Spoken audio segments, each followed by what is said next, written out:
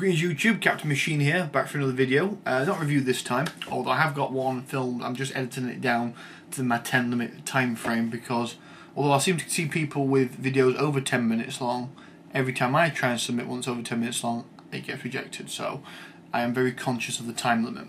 So first of all, big public apology to everyone that I have contact with on the internet. I have disappeared offline for about 3 or 4 days, and that's because of Wrath of the Lich King. I don't know if you can see that there, which is hugely fun.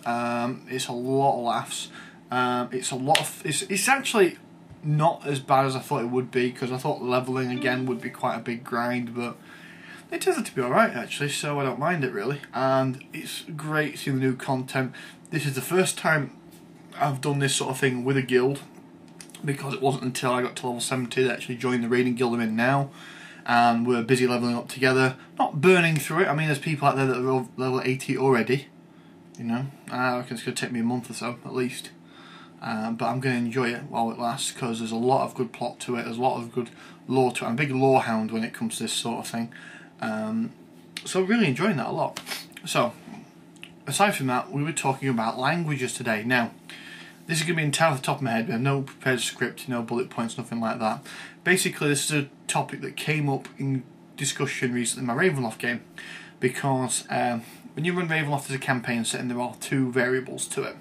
Well, there's actually many variables to it, but one of the key ones I think is language, because all of these domains are mishmashes of places, and they're from different planes of reality.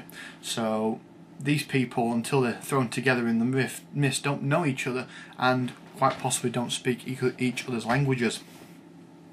That poses somewhat of a problem. So you actually have a very small area, which is no bigger than, say, France, Spain combined maybe, depends on where you're looking at, which has got 5 or 6 languages under its belt. It's quite hectic. Of course, in the setting, not many people move outside their own village, as it were, so there's no need to having to learn other people's languages outside of that.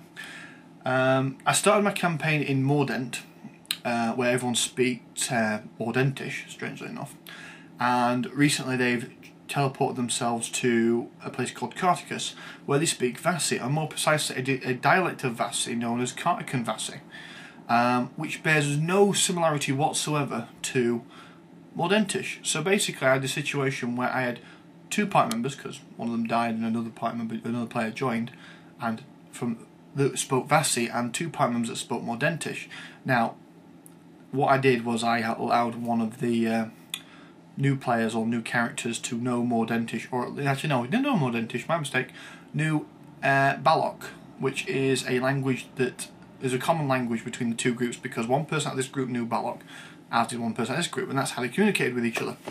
And it was quite interesting. Now obviously the first thing you want to do with a situation like this is obviously play up on the inconvenience of it.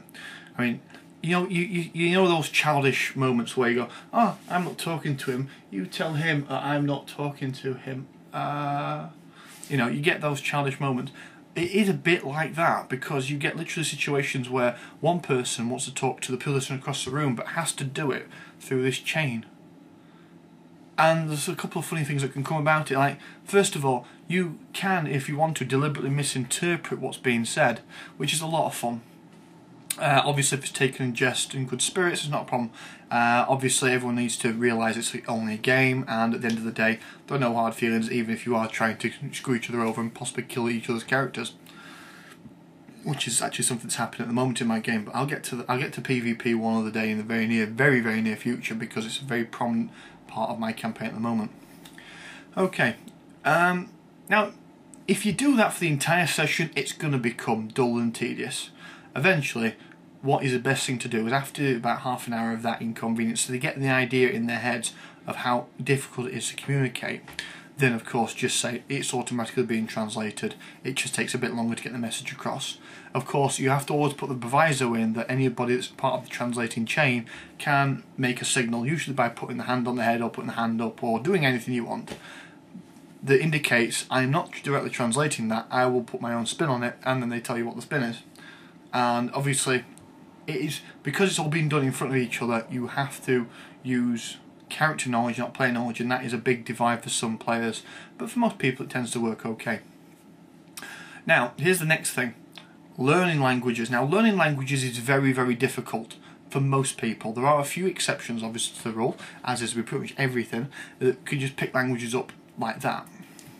Now, unless you're taking some kind of weird correspondence course and you're some kind of godlike genius, learning a language by yourself is almost impossible. In fact, I would state it is impossible for the average person. And granted, PCs are not typical of the average people, but most of them tend to be close. And as such, at no point am I allowing any of my party members to level up and go, tick, I now know that language. Because that is not realistic at all, not even close to realistic.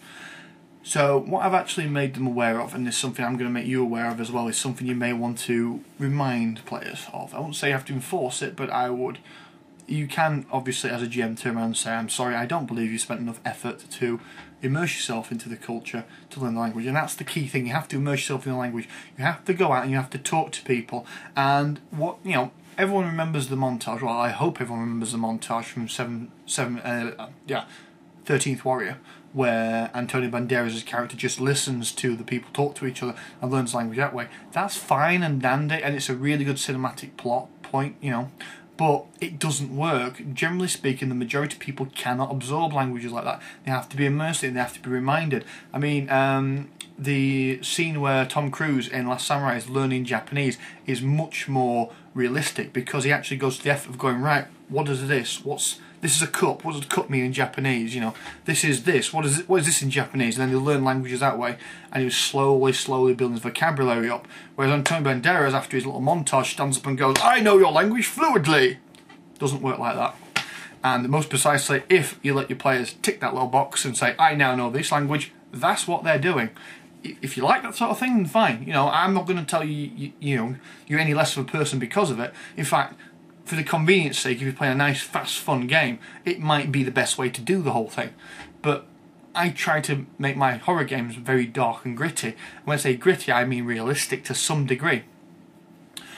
So the best thing to do is to enforce that they are learning the language, and basically don't make them, but remind them that unless they immerse themselves in the culture, they're never going to do it. Which has led to one particular amusing situation where a cleric got a job as a bartender, because that was a very good way of learning language. Another person decided to go around town and see other sites and talk to people on the way. Again, a very good way of learning the language. They're the two examples I had, but they're both very, very good. Up until that point, though, one of the players insisted upon, oh, I'll just lie in a field and dream the day away, which is fine. Again, it's a very characterful moment. It indicates there's a certain something about their character that likes to relax and rest and recuperate. However, that is very anti what they were trying to do, which was learn another language. So there is that. Eventually, you are going to get to the point where you allow your players to talk to NPCs using their language that they have acquired. Now, generally speaking, if they're translating very simple terms, like they're trying to shop or they're trying to buy things, then, or trying to order people around the battlefield, for example, like, go over there, or come help me, I need healing, you know, that sort of thing. Let them do that, just don't. If they try and explain anything complicated, especially anything magically related, make them make some kind of roll. Usually intelligence tests will be good enough. Obviously other systems have other methods of doing it, like common knowledge, things like that. And if they pass, then they get the message across to some degree. And if they fail, obviously the person they're speaking to completely loses the train of plot, and you know, and then that point is lost. And simply repeating it louder and slower doesn't work, despite what the comedians will tell you. And then eventually, after you've had a few week or two of that, then you can declare them as having made the effort, they've learnt the language, they can tick the little box. And that's my little talk about languages. Comments below, I would like to see what other people are doing in their campaigns, what little house rules people have come up with. I love your feedback, and basically I'd like to get this little bit of talking going on, you know, people responding to each other, because it is starting to happen on my channel, which is quite nice. I just like to see a bit more of it. Okay guys, bye bye.